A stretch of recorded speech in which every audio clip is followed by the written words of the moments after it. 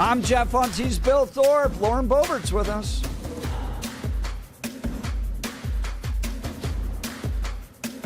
Veto time. This was a wild story over the Christmas break where a bill that was passed unanimously that Lauren Boebert had worked really hard on, the Arkansas Valley Conduit, which is to bring water to parts of particularly southeastern Colorado, was then vetoed by President Trump. And lots of questions around that. And then since it was passed unanimously, there's questions like, well, why don't they just override the veto? Yeah. So they went back to Congress, tried to do that. Lauren was working on that. And a number of Republicans seem to have changed their tune a little bit. Which is weird. The fact that they all thought it was a great idea the first time, and now, over Trump veto, then all of a sudden now it's a bad idea. That's interesting. Wild. We're going to talk with Lauren coming up here in a bit, but now is time for the news. Blake Olson. Blake Olson, news and comment.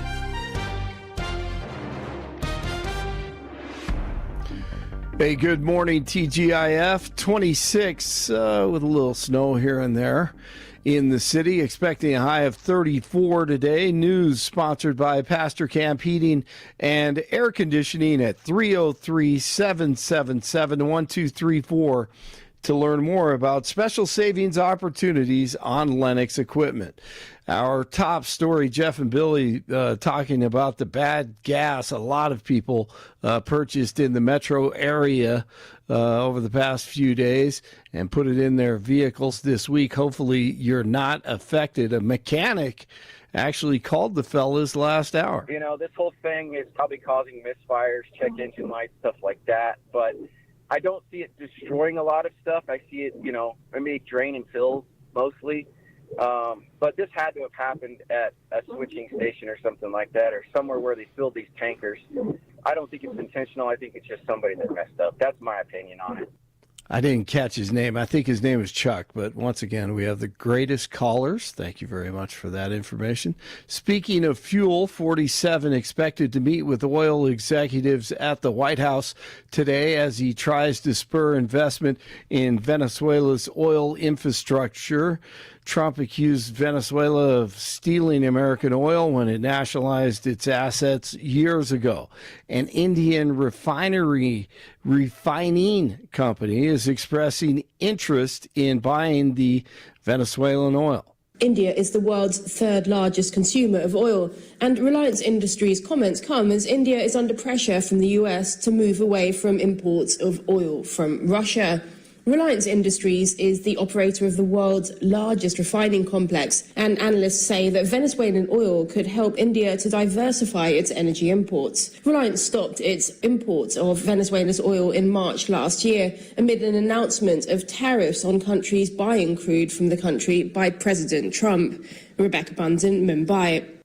VP JD is teed off at the media. If the media wants to tell the truth, they ought to tell the truth that a group of left-wing radicals have been working tirelessly, sometimes using domestic terror techniques to try to make it impossible for the President of the United States to do what the American people elected him to do, which is enforce our immigration laws. The President stands with ICE. I stand with ICE. We stand with all of our law enforcement officers. Protests breaking out in Minneapolis and Portland last night after the ICE agent shooting on the woman from Colorado Springs who was trying to kill him with her car. And one last night in Portland as ICE trying to pull over a TDA member. No, we can't have that. VP JD is just tired of the media, of course. And part of that is recognizing that you people in the media, not everybody in this room, but many people in this room have been lying about this attack. She was trying to ram this guy with her car. He shot back. He defended himself. He's already been seriously wounded in law enforcement operations before, and everybody who's been repeating the lie that this is some innocent woman who was out for a drive in Minneapolis when a law enforcement officer shot at her, you should be ashamed of yourselves. A Supreme Court decision could come at any time on the legality of 47's global tariffs.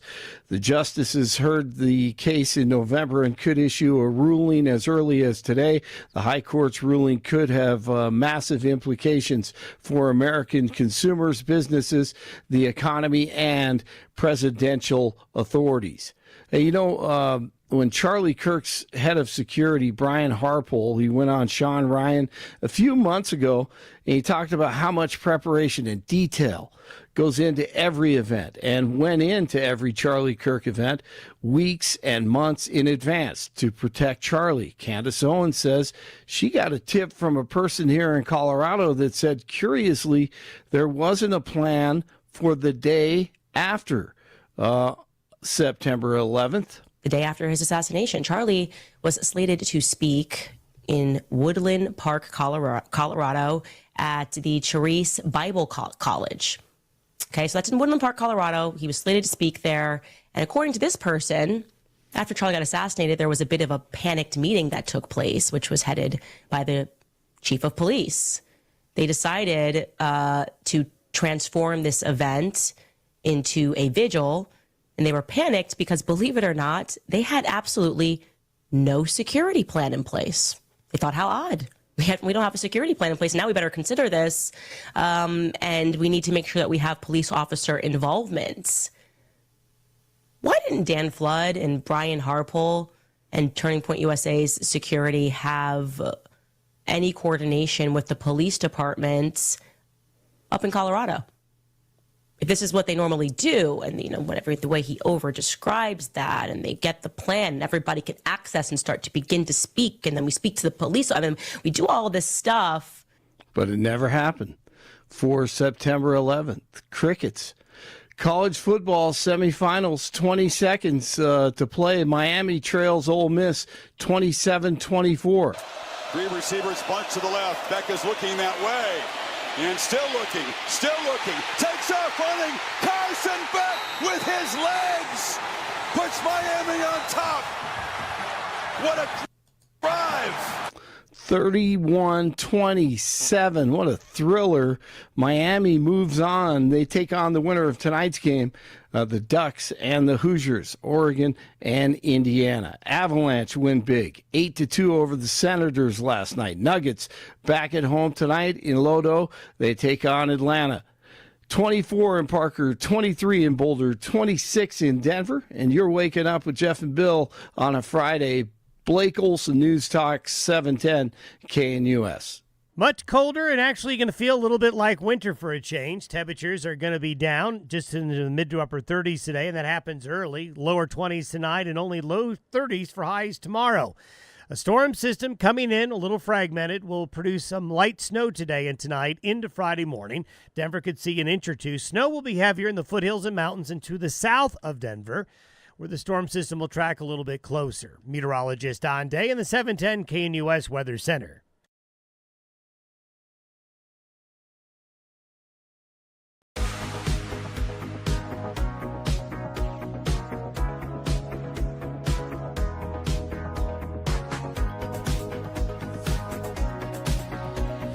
Headline from the Denver Post, U.S. House refuses to override Trump's veto of bill that would have helped fund Colorado water pipeline. Representative Lauren Boebert, who had sponsored the bill, pushed President in November to release Jeffrey Epstein files. Was it all related to that? What is going on? I know she worked very hard on this bill, and it passed the House and the Senate unanimously. Went to the president's desk. He rejected it, and in his veto rejection letter, said that it was due to costs. He didn't like that.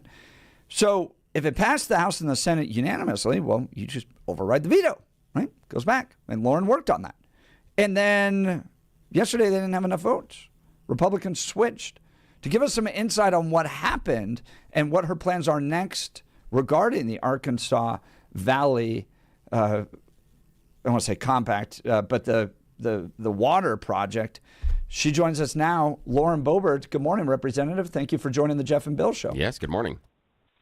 Good morning to both of you. And this was a lot of work to get this all the way to the Resolute desk, and it was very unfortunate to learn about the veto. And we worked very, very hard all week to, for more than a week, to ensure that we could have the votes for the veto override. And the White House worked hard too. Every confirmation of a yes we seem to get from our colleagues. I had Congressman Jeff Hurd, who this bill impacts greatly as well. I worked on it when I was in the 3rd District, and so it's certainly important to him now that he's there as well. Every colleague that would say yes would then come back and say, oh, we got a call from the White House. Sorry, we can't be with you on this one. So it wasn't a policy dispute, and really there's not even a cost dispute. It's been said that this would cost over $1 billion, and that's just not true. There's already been hundreds of millions of dollars invested in this. President Trump was the one who really took the lead on this issue. This was started in 1962 under President Kennedy, and only $24 million had been invested until 2020 when President Trump had this issue brought to his attention by Cory Gardner and Secretary Bernhardt. And they said, this is very important to Colorado. And Trump said, well, Western water infrastructure is important. So let's more than double the investments that have been made, and I'll give them $28 million. And that actually prompted Colorado to invest more than $100 million. And so all of this has been going on. More money has been invested since then. And all we were doing with this bill is extending the repayment time for water users by 25 years and reducing interest on those payments that were caused by the inflation under the previous administration. That's Lauren Boebert. Lauren, let's talk a little bit about the Arkansas Valley Conduit. What is this? Help people like me understand. Is it a pipeline? And where's the water coming from? What is all this? Yes, so this is a pipeline, and this is a very important pipeline that impacts several communities down in southeast Colorado. This impacts Pueblo, Otero, Bent, Kiowa, Prowers, Crowley, and Baca counties.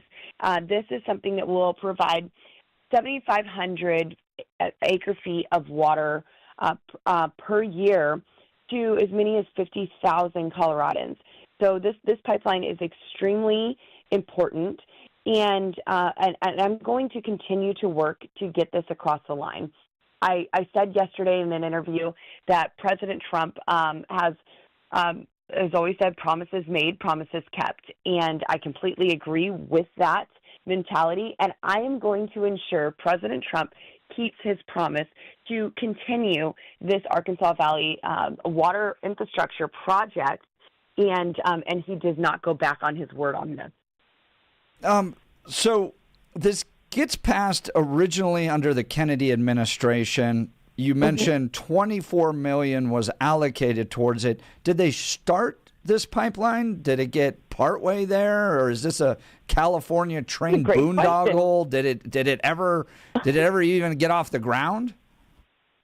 So it got off the ground under President Trump in 2020. Secretary Bernhardt, Secretary of the Interior David Bernhardt, also from Rifle, might I add, also with a GED, might I add, something about us.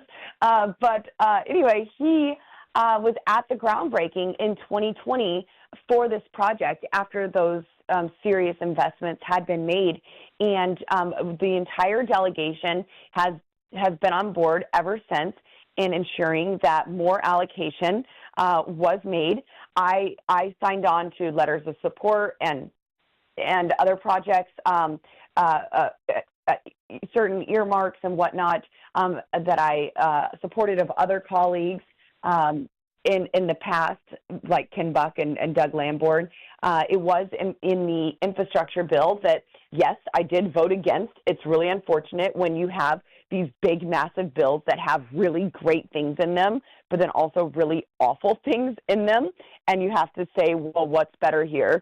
But when I was able to get my Finish the Arkansas Valley Conduit bill passed, I did it the right way. This was a single subject bill.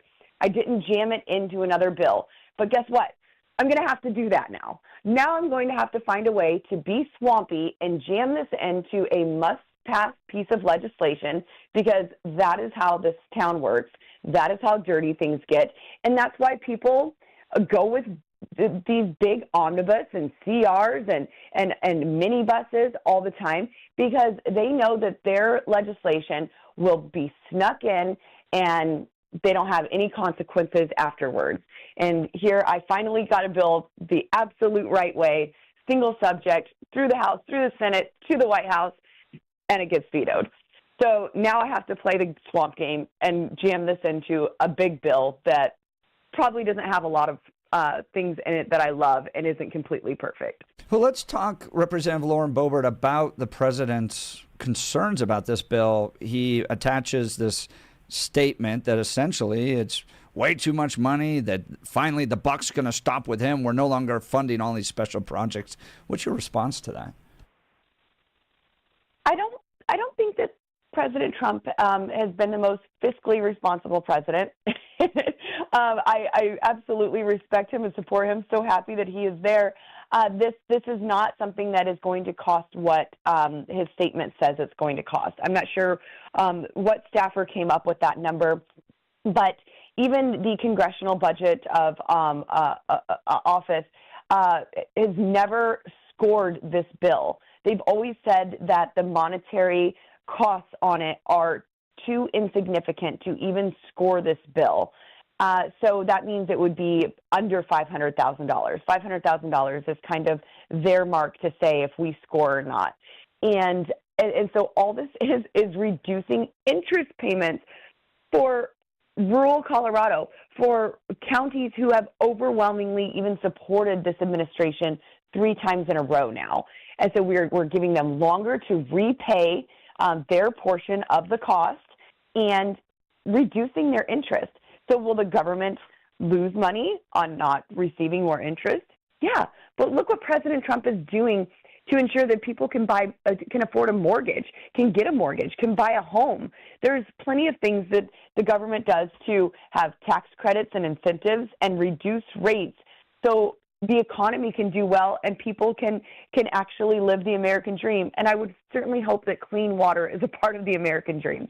Lauren Boebert represents Congressional District 4.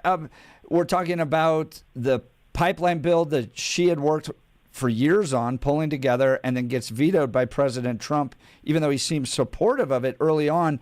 So, look, people are trying to figure out what happened here. You had a meeting with Pam Bondi and others in the Situation Room regarding the release of the Epstein files. It seems like you stood against the Trump administration regarding the release of those files. Is this political payback? Is this political retribution for the release of the Epstein files? You know, Jeff, Bill, no one has come out and directly said that to me. I have asked that question very directly to some who are around the president, and it is very aggressively denied. So I understand how a lot of things work in this town, and people don't forget things. But I would hope that this is not some sort of retribution or retaliation.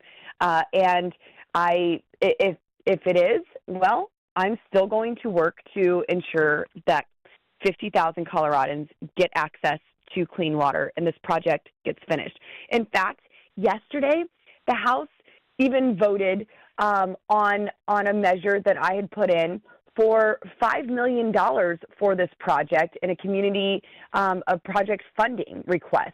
Had nothing to do with my bill itself. It's just a community development project funding request, and $5 million was approved there, but under $500,000 wasn't approved in the initial bill. So I'm still working, and it's still receiving funding in other ways. This bill had nothing to do with funding, and we're going to make sure that it happens. Lauren Boebert, you and Donald Trump have been close. You've worked together on many projects. You've been a strong supporter of his. We've, though, watched some relationships fracture, most notably MTG and Donald Trump. Is your relationship with Donald Trump still strong? Does he have your support? Do you support him going into your political races? I certainly support the president, and he supports me. He has not said anything to the contrary. There haven't been any nasty Truth Social posts about me or anything like that. I think there was a very large difference with my former colleague, Marjorie Taylor Greene. She had spent most of this year attacking President Trump and the issues that he was championing. So there's a large difference here. There was one thing that I felt very passionate about in releasing the Epstein documents. There's still documents that we need to see. When reporters ask me here in D.C., I'm like, well, tell me, are you finished going through the ones that have been released first? Because when you're done with those, let me know. Then maybe I'll cause a fuss. But, we want accountability. And we want justice. We want truth. We want transparency. President Trump has always been about those things. And even during the time period of my name being on that discharge petition to force the Epstein files to be released, I wasn't the one out in the press conferences demanding that President Trump do something. It was in our authority and our control in the House. So there was nothing to demand of the administration at that time. That's what we were doing with the legislation. That's the point of signing the discharge petition.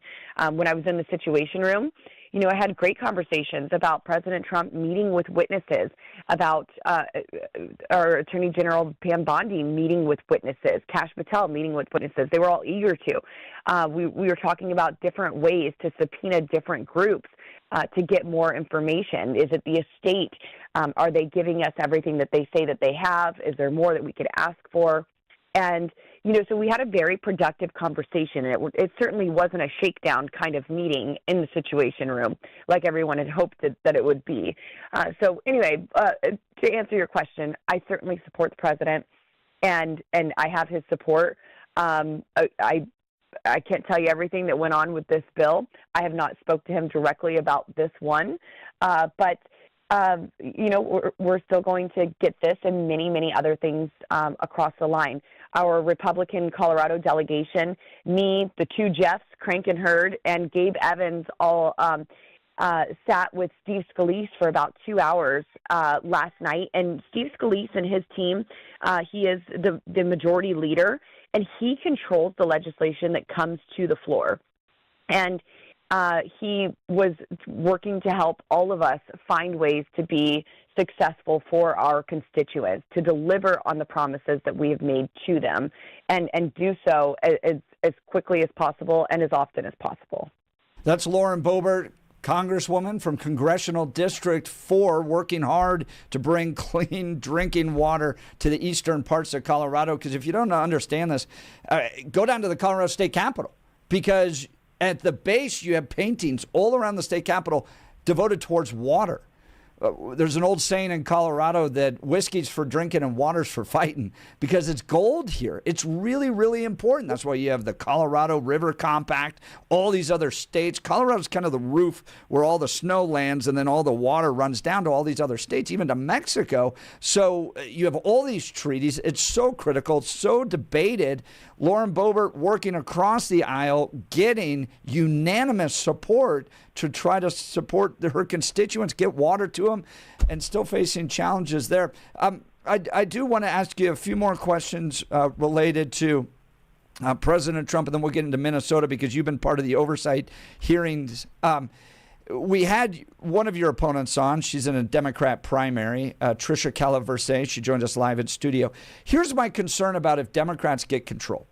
What we see from Phil Weiser, from Michael Bennett, from John Hickenlooper, everything is just anti-Trump, Trump, Trump, Trump. Everything's anti-Trump. More lawsuits. We're going to fight Trump. We're going to fight Trump. And I asked Tricia this particular, if she won your seat and Democrats took control of the House, would they just impeach the president all day? Is this just going to be investigations? Is there going to be anything done for the benefit of the people, or are you just going to, is it just political retribution time? She didn't have a good answer. Lauren Boebert, if Democrats get control of the House of Representatives, is it just going to be non-stop impeachment fest against Donald Trump? That is the very first thing that happens. On day one, they are prepared to file articles of impeachment and start these impeachment hearings on President Trump. They are already trying in every single committee to subpoena President Trump. They want to subpoena his family, other cabinet members. And, this is what we saw in the second part of President Trump's first term when Democrats took control of the House. They went after him and his family immediately. You started seeing all of his cabinet nominations go away. They were absolutely probing them and trying their best to castrate them of all of their authority and their abilities to actually perform and deliver. And we lost a lot of good people who were in those positions, and it was just further chaos for President Trump, and that's exactly what they were trying to create. And on day one, with Hakeem Jeffries as Speaker of the House, impeachment hearings will start, and I don't care what a Democrat campaigns on, they will be on board. Democrats do not break rank. Even yesterday, I had Democrats come to me and say, hey, we're trying to whip in favor of this override, but you got a handful that are concerned that you are the sponsor, and they don't want to support it because of that. I don't know, maybe like an Ilhan Omar at AOC, something like that, not to name names. But even they joined to veto this because they do not break ranks. They get in a room, Hakeem Jeffries, all of their leadership pressures them, and they stick together. So any Democrat that is elected, the campaign promises are gone, and they govern as Hakeem Jeffries tells them to. And who did Hakeem Jeffries learn from? Nancy Pelosi. He knows how to keep his conference in lockstep and in agreement. So it would be very unfortunate for us to lose the House. And it's something that I'm working hard to ensure that we don't. Gabe Evans is in one of the most vulnerable seats in America, and I'm working in all of the ways, either to be present or to stay the heck away from him to ensure that he gets elected again, because he's doing a fantastic job. And we have got to keep these 4 Republican seats in Colorado. I don't see us flipping a seat in Colorado anytime soon, but certainly keeping the 4 that we have should be possible. And one of the things I love about you being in politics is how much the Democrats raise against you and then never defeat you. So Tricia Calaverse is all out there trumpeting, I got $1 million to spend. She lost to you by 10 points. Yeah. She's raised $1 million, and they're going to put a lot of that's money going against you, not against more vulnerable Republicans. So by all means, keep going at it. I'm happy for them to spend it against me. Waste your money there. That is fine. No, we're doing great in the 4th District. I've traveled the district all the time.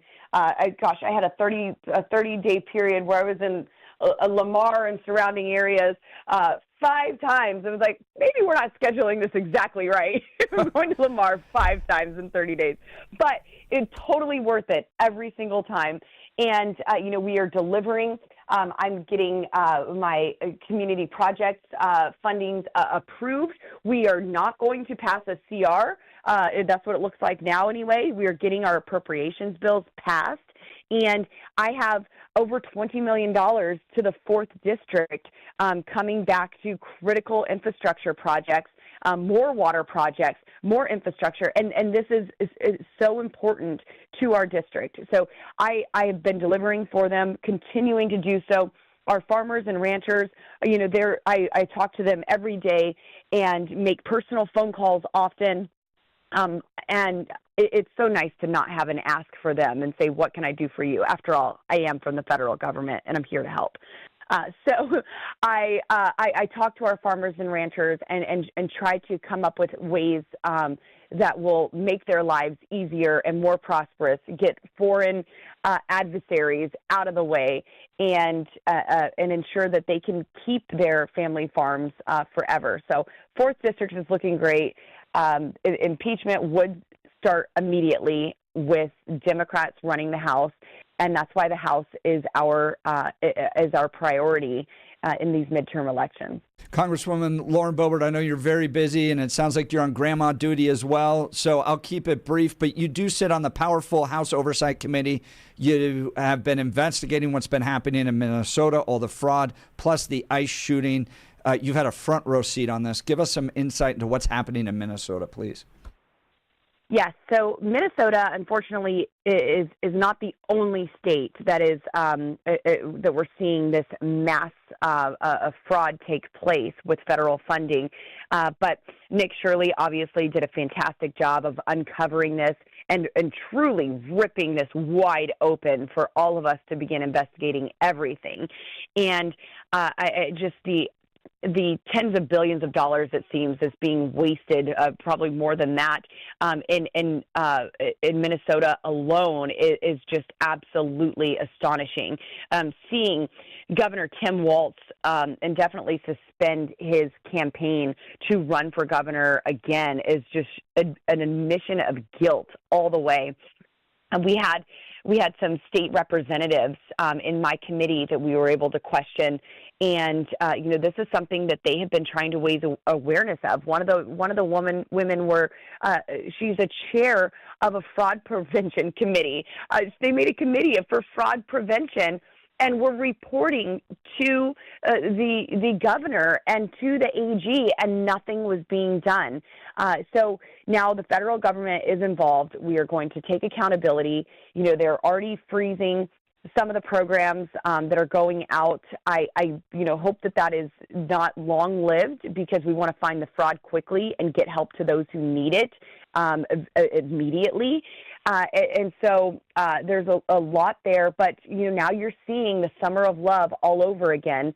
Here we are, not even a full 6 years later, and Minneapolis looks exactly, or almost exactly, like it did in 2020 when they were burning their own city down.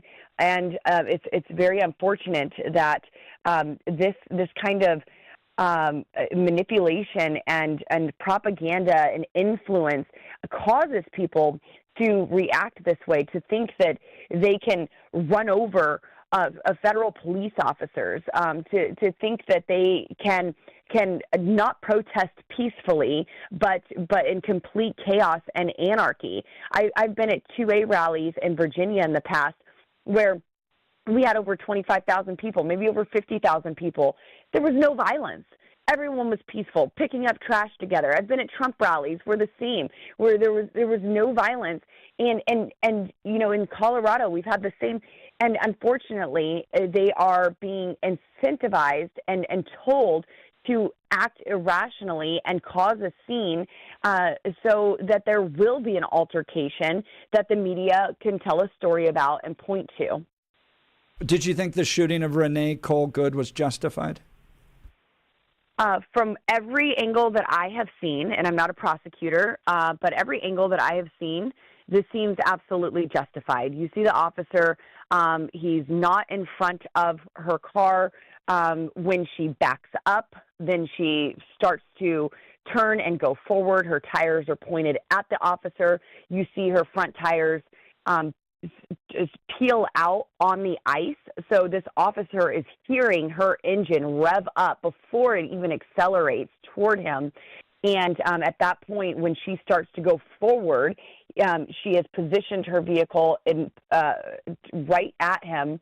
And I do believe that this was self-defense and it was justified. And it's very, very unfortunate that these left-wing propagandists have convinced people that they can behave in this type of manner to impede law enforcement investigations and not just peacefully protest. I've seen other videos where people are trying to video and ICE officers, they say, you're more than welcome to record, but I need you to be right over here.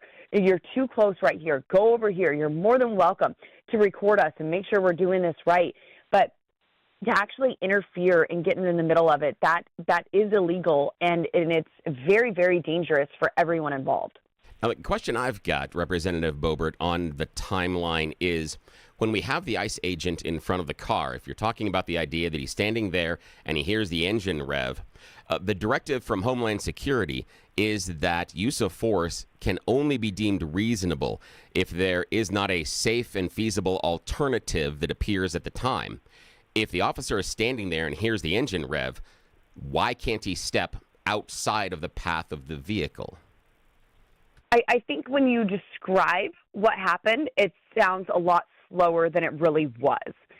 This all happens in a second or two. And so there really is not that much time. But, I mean, in the video, you see the tires spin out, and the officer does go to the side and was not fully out of the way in that short amount of time that took place and was struck by the vehicle. So he did attempt to move out, and in the process of it, he did open fire, and that vehicle was turned into a deadly weapon. Yeah, see, but the issue that I've got with it is that as soon as the officer places himself in front of the vehicle, we can't then turn around in my mind and say the driver was aiming to hit the ICE agents. The ICE agents place themselves in front of the car. That's the issue that I've got with it. Bill, I hear you. I don't see the officer directly in front of the vehicle because she was backing up when you see him go to the right of the vehicle, to the passenger side of the vehicle. She is backing up.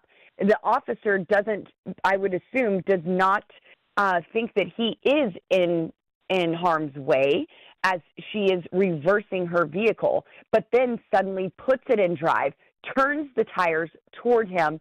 Now he is moving the other way to get out of the way, and has this 3,000 to 4,000 pound weapon headed his way. Again, I'm not a prosecutor, but from what I see, and we will see the details of this come out. I'm sure we will see more footage. We're seeing more every day. I think that this was justified and self-defense. Extremely unfortunate. No one wants anyone to be harmed or certainly to pass away. And this is something that it's been said that she was involved in for quite some time, in impeding in these investigations and getting involved and in the middle of them. And it's unfortunate that you don't hear the Democrats say, hey, guys, can we tone it down a little? Can we not get in the faces of armed police officers? Can we not use our vehicles as deadly weapons? Can we stand on the side and peacefully protest? And instead you hear them say to get more excited in these demonstrations rather than de-escalation. Congresswoman Lauren Boebert, she represents Colorado's 4th Congressional District, working hard to bring water via the Arkansas Valley Conduit, working hard to hold Minnesota accountable on the House Oversight Committee. You've been very generous with your time today. Thank you so much, Congresswoman. Yeah, thanks a lot. Thank you both. Talk to you soon. All right. What did you think of her responses? What do you think of what President Trump did on the Arkansas Valley Conduit? Was it political retribution, or was it a proper fiscal analysis? Yeah. And as Lauren was outlining, and I appreciate the analysis, what I can't understand is the same question she's got is how come first term, etc., this was a good idea from Trump, and now bad idea? What's changed? It doesn't mean that new information could come to light. It means the new information could be there. It could come to light. He could have a change of heart. He could have other discussions. He easily could change his mind, but we don't have any of that information. All we know is that originally supporter, now he's not a supporter. And without some of that guidance, what's Lauren supposed to do? How does she get information from the White House and they say, if they didn't do X, Y, or Z, we'd be in support of this. You come back with a bill that doesn't do this, I'm fine with it. But she has none of those directives. She just has a big no. So what is she supposed to do? She has to go get swampy. I know, that was the lie. I love that line. I got to go get swampy. But she's going to do what she has to do to deliver for your constituents. Okay. I mean, she's constituent first. Here's the thing is, now, she went against Trump on the Epstein files based upon her constituents and wanting to serve her constituents. She went against them on this thing. So Now, do you give her credit for being independent? She's not just a that's the thing for Trump me. Yeah. On this, that's the thing that I come with this is that regardless of your political opinions on her, by and large, the idea that she's going to try to go to the mat and do what she can to get this across the line, got to give her some credit for that. You can agree or disagree with the project, but the fact that she's like, this is going to provide water for 50,000 Southern Colorado residents is important to her, especially those in her district, and she's going to go do what she needs to be done, which is get all swampy. So I appreciate that level of fighting for your constituents, whether or not I agree or disagree with you on the politics. I agree that is a fantastic level of commitment from any sort of elected official. It's wonderful. All right, join the conversation. Billy saying Lauren Boebert is wonderful. You're listening to the Jeff and Bill Show. Sometimes I hate you. You're the best. This is Denver's Talk Leader, News Talk 710 KNUS.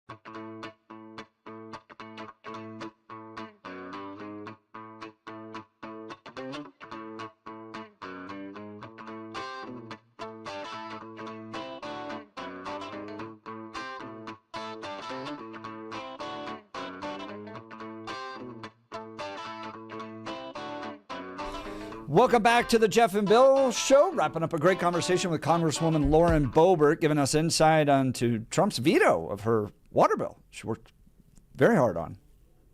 Was it political retribution for the Epstein files, a smart fiscal decision?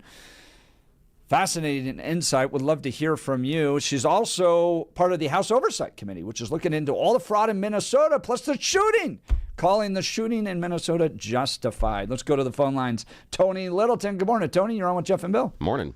Hey, good morning, guys. I don't really have an opinion as to whether he's guilty or not. There are a few facts that I've heard that are concerning. One of the videos that we're all seeing was shot by a gal who was very close enough that she could hear the conversation from the ICE agent's side. She couldn't necessarily hear what the gal inside the car was saying, but she heard them tell her. One said, "Get out of the car," and another one said, "Move the car."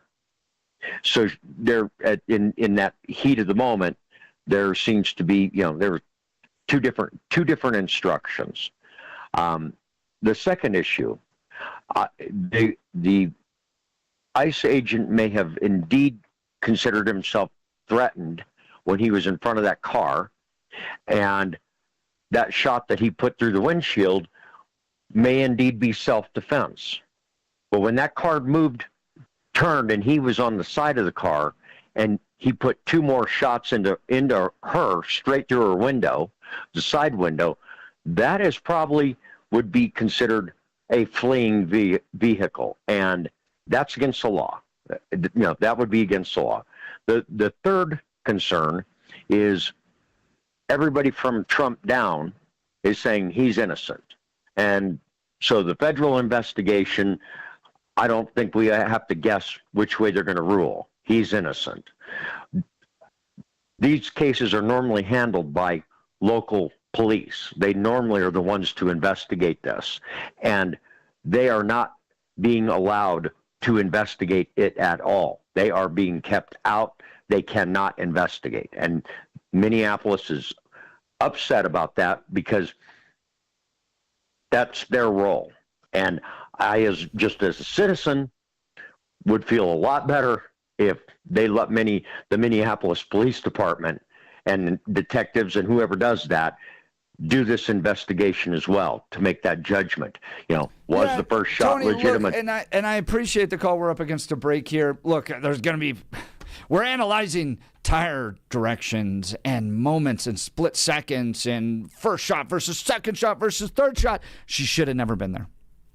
Bottom line, she should have never been there. This was not a peaceful protest on the side of a street. She was actively interfering with a lawful ICE operation, and I'm sorry she died. Okay, but we're going to spend the next, 3-4 months as a nation nitpicking tire pointing directions? She should have never been there. Isn't that important, though?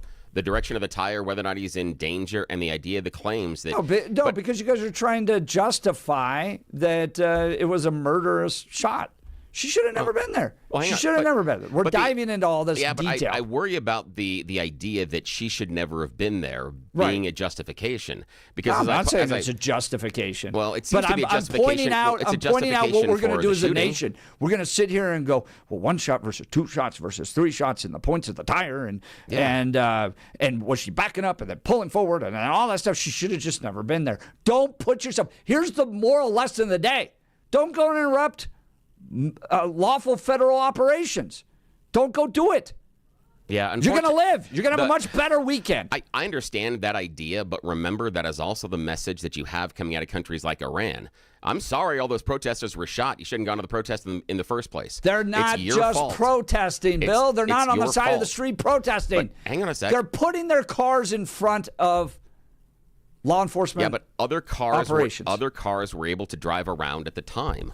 And the description we heard from the administration was completely and totally wrong based on what happened. And I think Tony, and I appreciate the call, Tony, has a point where the second and third shots occur when the officer is standing to the side of the vehicle. If the issue is, well, hang on a sec. If the issue is that she's trying to assault him with a deadly weapon when he's no longer in front of the vehicle, where's the assault? Where's the danger at that point? Again, you guys are just going to go back to peeling this back, nitpicking every possible detail to try to make that ICE officer a murderer instead of recognizing the giant forest from the trees that she should have never been there in the first place. And this is the message to everybody.